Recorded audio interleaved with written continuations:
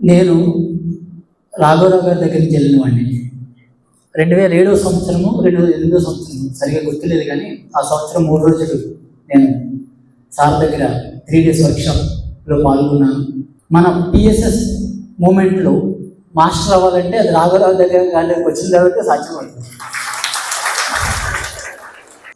ఆ టైంలో sir class ఎక్కడుంటే అక్కడ పరిగెత్తుకుంటూ పోయేవాళ్ళము, శ్రద్ధగా వినేవాళ్ళము. ఆ ఫండమెంటల్స్ ఆఫ్ బేసిక్స్ మనకి స్ట్రాంగ్గా అంతరంగాల్లో మార్పు రావాలంటే అది మన రాఘవరావు గారు సార్ అవ్వాలని జరుగుతుంది. నేను కూడా సార్ దగ్గర తిట్లు తినేవాడిని. ఎవరన్నా రాఘవరావు సార్ దగ్గర తిట్లు తినాల్సిందే, అది కూడా ఖాయం. అవునా కదా, తినాలి. ఒకసారి ఏం జరిగిందంటే రావులపల్లెంలో సార్ క్లాస్ ఉంది, 1 day వర్క్షాపు. ఇలా లంచ్ టైం వచ్చింది, సార్ స్టేజ్ మీద లేదు. నన్ను ఎవరు వెళ్ళి మాట్లాడమన్నారు. నేను వెళ్ళి మైక్ తీసుకుని మాట్లాడేస్తాను. ఆయన పర్మిషన్ తీసుకుని మాట్లాడాలి కదా, నేను మాట్లాడేస్తాను. అప్పుడు చెడమడిగితే తిట్లు తినాలి మనం. సార్ ఇక మీరు కొట్టడం కూడా చేయాలి సార్, కొట్టడం కూడా చేయాలి, ఇక కొట్టాలి కూడా. వేమన చెప్తారు, చాకి కోకలు ఉతికి చీకాకు పడవేసి మైద తీసి లెస్స మడిచినట్టు బుద్ధి చెప్పి వాడు గుద్దిన వేలయ్యా. సో గురువుల దగ్గర మనం బుద్ధి నేర్చుకోకపోతే మనకు వేరే రకంగా బుద్ధి నేర్చుకోవాల్సి వస్తుంది బయట. కాబట్టి మాస్టర్ అంటే మన రాఘవరావు సార్ లాగే ఉండాలి, తిట్టాలి, కొట్టాలి, అన్నీ చేయాలి. అది మీరు కొట్టాలి సార్, ఈ సంవత్సరం నేను స్టార్ట్ చేయాలి, నా కోరిక. మాస్టర్స్, మనం అందరం మాస్టర్స్ అని సంబోధించుకుంటాం. ఈరోజు మాస్టర్ అనే దానికి నిర్వచనం చెప్పాలనుకుంటున్నాను నేను. ఒకసారి అందరూ నాతో పాటు చెప్పండి. ఆత్మలోని శాంతము, ఆత్మలోని అభయము, దాని పేరు మోక్షము. అది మాస్టర్ అండి. ఎవరు మాస్టర్ అబ్బా అంటే ఎవరైతే ఆత్మలో శాంతము, ఎవరైతే ఆత్మలో అభయాన్ని సంపాదించుకుంటారో వాళ్ళు మాస్టర్. ఈ ఆత్మలో అశాంతి ఉందనుకోండి, అక్కడ మోక్షం లేదు. మోక్షం అంటే ఏంటి? దుఃఖరాహిత్యం. మనం ఎన్ని చేసే దేనికోసం అంటే దుఃఖాన్ని. సార్ ఇది ప్రక్రియ సందేశం. ఏమని చెప్పారు? ఆత్మలోని శాంతము, శాంతము. ఏమని కొంచెం ఆలోచించండి. ఆత్మకి శాంతి ఉన్నదా? ఉంది, కానీ మర్చిపోయాంగా. మైండ్ ఉందిగా పైన. ఆత్మకు ఉంటుందా? బేసిక్గా ఉంటుంది సార్. నేను చెప్పేది మనసుకు అశాంతి ఉండొచ్చు, ఆత్మకు శాంతి లేకపోతే. కానీ అల్టిమేట్గా అనుభవించేది ఆత్మ అనిపిస్తుంది కదా. అసలు ఆత్మకి ఏమీ సంబంధం ఏమీ అనుకో. మన కర్మలు అంటుకోవు, మన బాధలు అంటుకోవు, మన గొడవ అంటుకోవు, ఏమి. అది ఊరికి సాక్షి. ఎస్, కానీ అల్టిమేట్గా అనిపిస్తుంది కదా, అనిపించేది అదే కదా సార్.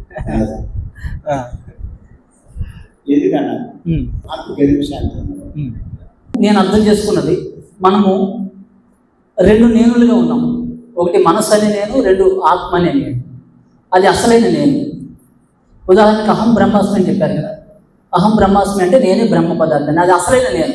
సార్ చెప్పినట్టు సాక్షిభూతమైన నేను. 2వ నేను ఉంది, అది మనస్సు అనే నేను. సో ఈ డూప్లికేట్ నేను వల్లే ఈ అశాంతులన్నీ మనకి కలుగుతున్నాయి. అల్టిమేట్గా అది ఆ నేను అనేది మళ్ళీ అనుభవించాల్సి వస్తుంది. దీని ద్వారా ఎలా అయితే మనం భోజనం చేస్తాము, ఒక రుచి పోయింది, ఆ రుచి ఎక్కడికి పోయింది? ఆత్మకే పోయింది ఫైనల్గా. అలాగే ఏ ఎక్స్పీరియన్స్ వచ్చినా అది మంచి కానీ చెడు కానీ ఏదైనా కూడా అది ఆత్మకి చేరుతుంది అనేది నా ఉద్దేశం సార్. సో అల్టిమేట్ ట్రూత్లు ఏంటి? సార్ చెప్పినట్టు సాక్షిభూతం.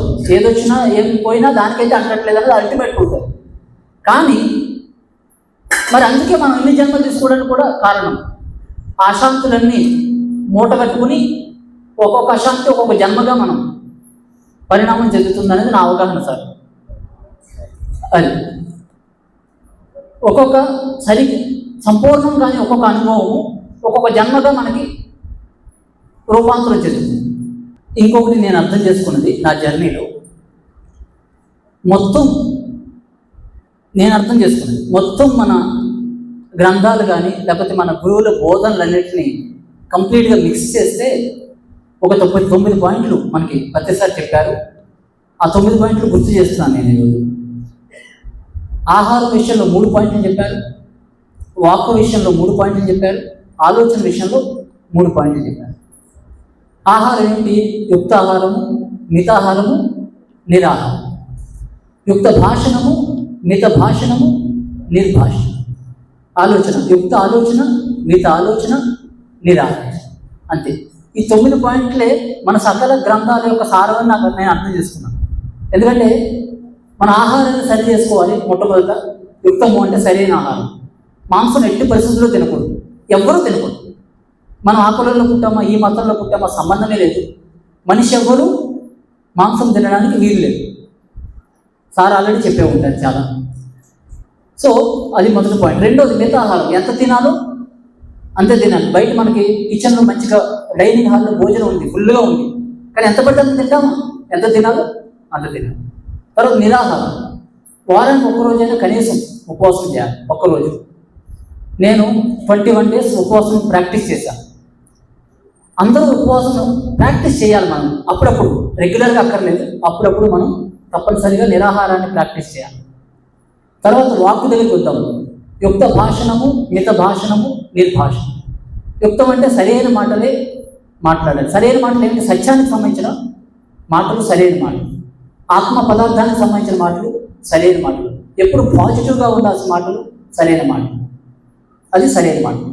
రెండోది మిత భాషణం. ఎంత మాట్లాడాలో అంతే మాట్లాడాలి. ఇప్పుడు నన్ను రాఘవరావు సార్ 10 నిమిషాలు మాట్లాడమని అనుకోండి, 10 నిమిషాలే మాట్లాడాలి, 11 నిమిషాలు మాట్లాడకూడదు.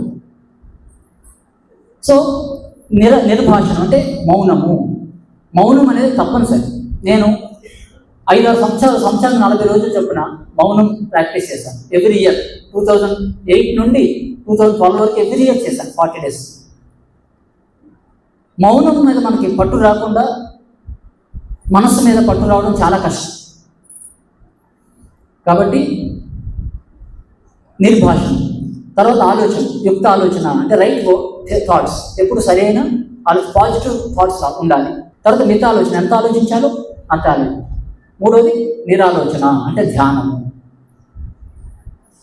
ఇక్కడేమో నిరాహారం అంటే ఉపవాసము, నిర్భాషణం అంటే మౌనము, నిరాలోచన అంటే ధ్యానము. ఉపవాసము, మౌనము, ధ్యానం, ఈ 3 కలిస్తే అది పరమ లంఘనం అవుతుంది, అది పరమ ఔషధం అవుతుంది. ఇది ఒకటే లంఘనం పెడితే కేవలం లంఘనం అవుతుంది, కేవలం ఔషధం అవుతుంది. లంఘనం పరమ ఔషధం అని చెప్పారు. పరమ లంఘనం అయితే అది పరమ ఔషధం అవుతుందని మన ప్రతిసారి చెప్పారు. సో ఈ 9 పాయింట్ల కన్నా నాకు ఎక్కడేం కనిపించట్లేదు. ఇది మనం సిన్సియర్గా ప్రాక్టీస్ చేస్తే అచ్చట కాలంలో ఏది చేయాలో అది చేస్తాం. Thank you sir.